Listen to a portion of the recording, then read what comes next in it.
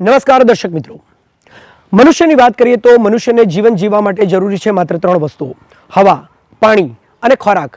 પરંતુ આપણે સૌ જાણીએ છીએ કે મનુષ્ય એ સામાન્ય પશુ, પક્ષી કે પ્રાણી નથી. મનુષ્ય એક સામાજિક પ્રાણી છે અને જ્યારે મનુષ્ય સામાજિક પ્રાણી બની જાય છે ત્યારે એના માટે માત્ર જીવતું રહેવું, એના જીવનને ધબકતું રાખવું એટલું જ પૂરતું નથી. એના માટે એ પણ જરૂરી બની જાય છે કે એણે પોતાના જીવનને સાર્થક કરીને બતાવવું પડે છે. અને જીવનને જો સાર્થક કરવાનું હોય તો એક જ વસ્તુની જરૂર છે અને એ છે શિક્ષણ.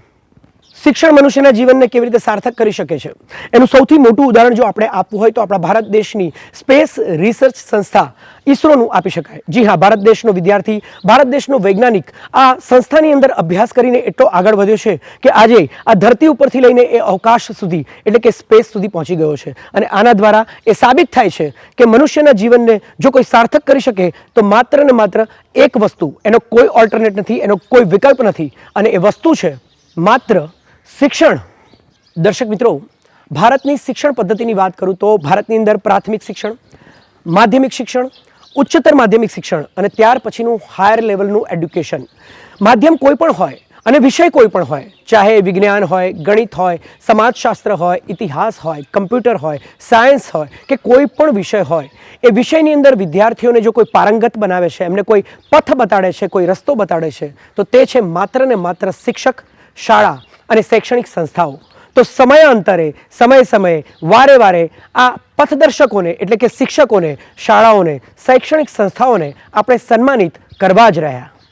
તો દર્શક મિત્રો, પથદર્શકની આજની આ શ્રેણીમાં આપણે આવી ગયા છે ડાંગ જિલ્લામાં અને આજે આપણે મુલાકાત કરવાના છે ડાંગ જિલ્લાની જ આવી કેટલીક શાળાઓની, એ શાળાના શિક્ષકોની અને એ વિદ્યાર્થીઓની જેમણે પોતાના અથાગ પ્રયત્નો દ્વારા શિક્ષણને કૌશલ્ય બનાવીને એ સાબિત કર્યું છે કે તમે જ શિક્ષણ દ્વારા તમારી શાળાને આદર્શ શાળા બનાવી શકો છો, તમે તમારી શાળાને ગ્રીન શાળા બનાવી શકો છો. અને આ શિક્ષકોએ એ પણ સાબિત કર્યું છે કે આ વિદ્યાર્થીઓ દ્વારા એમના જીવનને જ્યારે ઘડે છે, એમને પથ બતાડે છે, એના દ્વારા એ આ સમાજનું પણ ઘડતર કરી શકે છે. તો આવો મળીએ આવા શિક્ષકોને, વિદ્યાર્થીઓને અને એ શાળાઓને.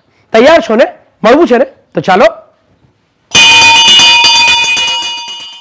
જોયો ને દર્શક મિત્રો, ડાંગ જિલ્લાની સાત શાળાઓની અંદર આપણે એ શાળાઓના શિક્ષકોને મળ્યા, શૈક્ષણિક સંસ્થાઓની મુલાકાત લીધી, વિદ્યાર્થીઓને પણ મળ્યા.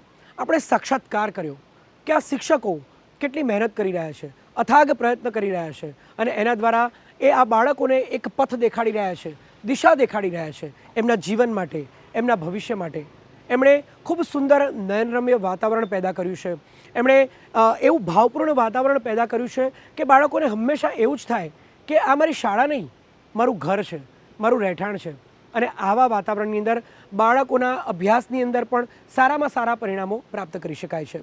શિક્ષકોએ એ પણ સાબિત કર્યું છે કે આવા પ્રયત્નો દ્વારા તમે તમારી શાળાને સ્વચ્છ શાળા બનાવી શકો છો, ગ્રીન શાળા બનાવી શકો છો, આદર્શ શાળા પણ બનાવી શકો છો.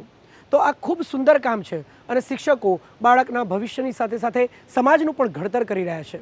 તો તમને આજે જે સાક્ષાત્કાર થયો એ સાક્ષાત્કાર તમે તમારી નજરમાં રાખશો એવી અમને આશા છે. અત્યારે બસ આટલું જ. પથદર્શકની આ શ્રેણીની અંદર ફરીથી નવી શાળાઓ અને નવા શિક્ષકો સાથે મુલાકાત કરતા રહીશું. અત્યારે બસ આટલું જ. ફરીથી મળીશું. ત્યાં સુધી અમને રજા આપશો. નમસ્કાર, આવજો.